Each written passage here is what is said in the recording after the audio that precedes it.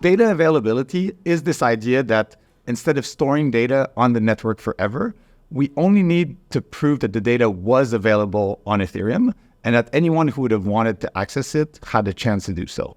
And doing this is much cheaper than storing data forever, right? Because you only have all the nodes on the network need to store data for a shorter period of time. So when people talk about data availability, it's effectively what they mean. The simplest version of this is just you cut down the amount of time data is stored. But at a high level, data availability is just the idea that instead of the data being stored forever, it's been made available on the network and you had like a high guarantee that it was there and anyone who wanted to access it could have done so.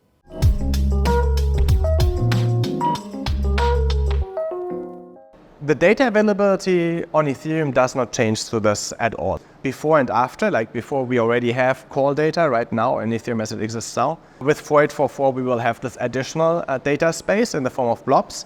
Both work in the same way. Both work by having all nodes download all the data and therefore verifying, yeah, it's really available because I could download it. What they do is that in the future, there's a different technique of verifying that data is available, which is called data availability sampling, and that is actually scalable. And using that on the blobs, we can in the future actually make much, much more data available on Ethereum.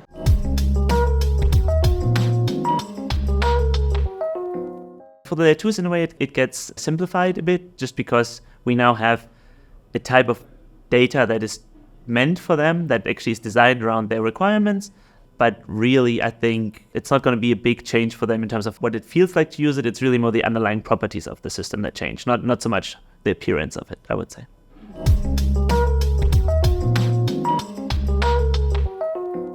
We're now moving to this new blob space world. And one of the challenging things there is that we actually have to consider the whole blob itself. And so you're really trying to optimize how many transactions you can squeeze inside a blob.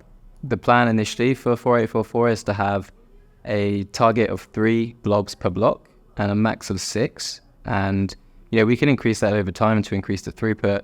But what you're thinking about now is that inside an Ethereum block, there are going to be 3 blobs up for grab. And I want to make sure that I can not only have my transaction included in that, but I'm optimizing how many transactions can be in that so I can reduce the cost even further for my rollup.